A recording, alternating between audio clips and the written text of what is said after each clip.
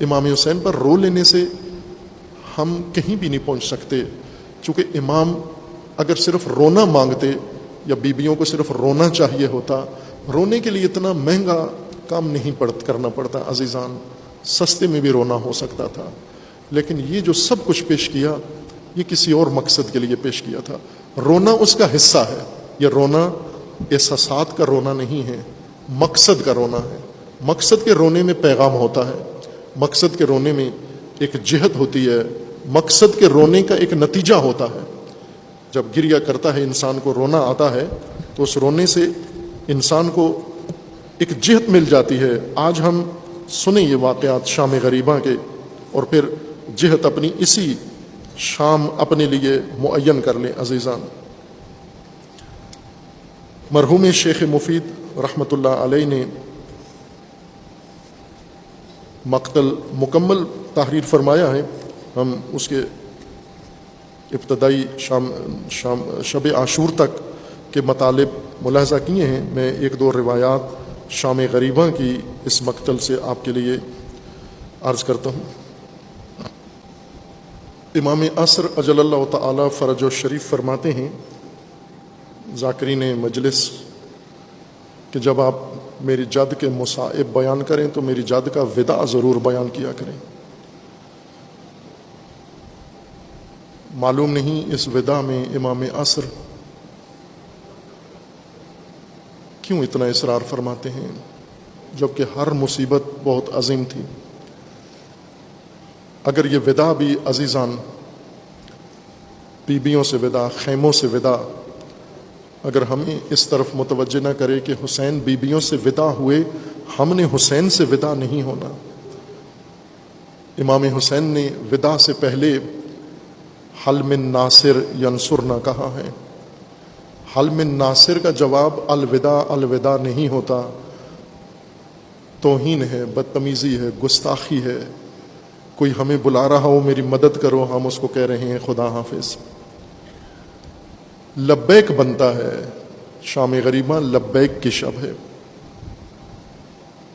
سید الشہداء علیہ الصلوۃ والسلام مرحوم شیخ مفید کی روایت کے مطابق جب تمام انصار و بنو ہاشم شہید ہو گئے، فقط 3 فرد بچے، جن میں سے ظاہراً ایک بڑی عمر کے تھے اور 2 بچے تھے، اور امام چاہتے تھے یہ بچ جائیں، یہ نہ جائیں میدان میں، لیکن ان لعینوں نے ان کو بھی شہید کر دیا. اور پھر امام خود آمادہ ہوئے، آمادہ ہو کر خیام میں آئے اور آ کر جناب زینب علیہ سلام اللہ تعالی علیہا سے فرمایا بی بی وقت آخر آ گیا ہے، سب بیبیوں کو بلاؤ، اپنے مولا کو رخصت کریں. بیبیاں خیمہ حضرت زینب میں آئیں. سید الشہداء علیہ السلام نے آخری سلام ایک ایک نام لے کر بیبیوں کا وصیتیں بھی کیں، صبر کی تلقین بھی کی، نصیحت بھی کی، اور پھر رخصت ہونے لگے. اور بیبیوں نے رونا شروع کیا، گریہ شروع کیا، چونکہ معلوم تھا یہ آخری زیارت ہے، امام حسین علیہ السلام کی آخری زیارت ہے. آداب بجا لا کر بیبیوں نے اس گریہ و بکا میں امام کو رخصت کیا. وہ نصیحتیں امام کی رخصت کے وقت لکھی ہیں، وقت کی قلت کی وجہ سے میں نہیں عرض کر رہا. امام خیمے سے باہر آئے اور اپنے گھوڑے پر بیٹھنے کا وقت آ گیا. جب امام گھوڑے کے قریب آئے تو معمول کی طرح جس وقت امام سوار ہوتے تھے آج وہ منظر نہیں ہے.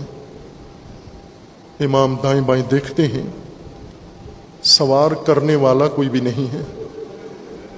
یہ پہلا وقت ہے امام حسین علیہ السلام کو، پہلی دفعہ خود سوار ہونا پڑا. نہ کسی نے گھوڑے کی رکاب تھامی ہوئی ہے، نہ کسی نے گھوڑے کی لگام تھامی ہوئی ہے. سید الشہداء نے حسرت سے میدان کی طرف دیکھا، حسرت سے خیام کی طرف دیکھا، اور پھر گھوڑے کے اوپر رکاب میں پاؤں رکھ کے سوار ہو گئے اور گھوڑے کو ایڑ لگائی، اور ساتھ ہی گھوڑے کو حکم دیا کہ تو تھک گیا ہے، آخری دفعہ حسین کو مقتل میں میدان میں لے جا، واپسی کی زحمت نہیں ہوگی. घोड़े को जब एड़ लगाई जाती है, खुसूसन जंगी सुधाए हुए घोड़े, वो इशारों की ज़बान समझते हैं, चल पड़ते हैं, उन्हें मालूम हो जाता है रुकना कब है, चलना कब है। इमाम ने दोबारा एड़ लगाई, घोड़ा हरकत नहीं कर रहा।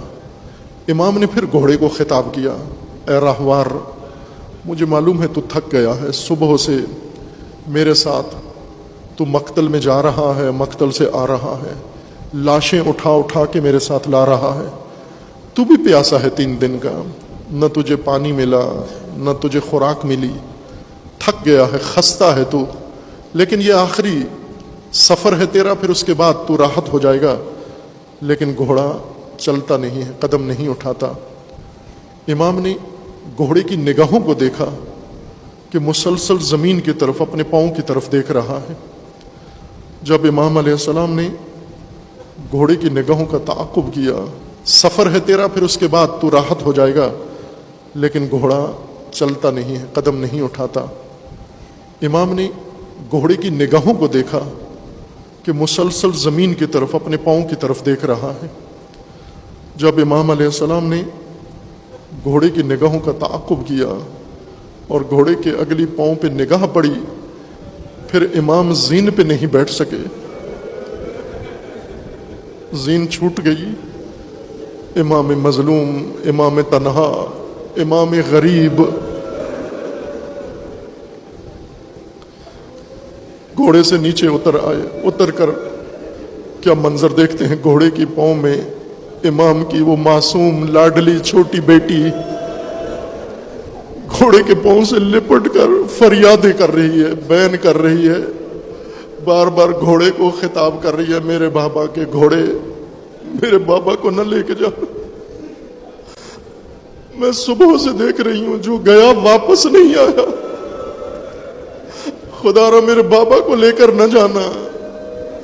मैंने देखा कोई भी वापस नहीं आया, भैया अकबर वापस नहीं आए, चचा अब्बास वापस नहीं आए। सैयद शुहदा ने बच्ची के जब ये बैन सुने, उठाया, बच्ची का बोसा लिया, गले सीने से लगाया और फिर फरमाने लगे, मेरी बेटी तेरे रोने का ये वक्त नहीं है, अभी मत रोना, अगर तू इस तरह दुखिया रोती रहेगी तेरे बाबा मैदान में नहीं जा सकेंगे। और बेटी, नाना रसूलुल्लाह मुंतज़िर है मेरे, बाबा अली मुंतज़िर है मेरे, माँ ज़हरा मुंतज़िर है मेरी, अपने बाबा को जाने दे बेटी। उठा के बेटी को जनाब ज़ैनब उलिया के सुपुर्द किया। सुपुर्द करके इमाम दोबारा घोड़े पे बैठे, घोड़े को एड़ लगाई, आहिस्ता आहिस्ता से घोड़े ने चलना शुरू किया।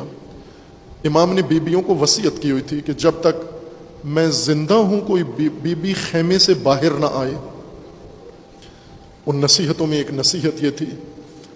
और जब इमाम खेमे से चले, चंद कदम घोड़ा चला, इमाम को अपने पीछे, घोड़े के पीछे कदमों की आहट महसूस हुई, ऐसे लगा कोई पीछे चलता हुआ आ रहा है।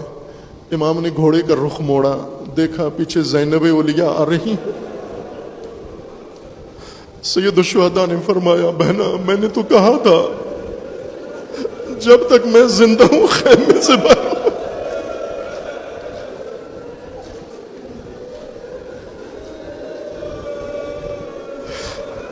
मेरी बेटी खेमे से बाहर ना आना। बीबी रुक गई, वापस खेमे के दर पे चली गई, खेमे का सुतून थाम लिया और देखने लगी, भैया को जाते हुए देखने लगी। सैयद शुहदा अभी चंद कदम ही चले थे, पीछे से बीबी आवाज देती है, महलन महला, जरा आहिस्ता जाओ।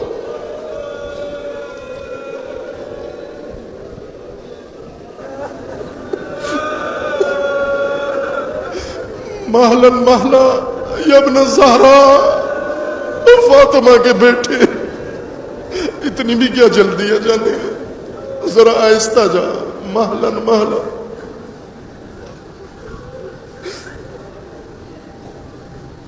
इमाम रुखसत हुए, जंग शुरू की।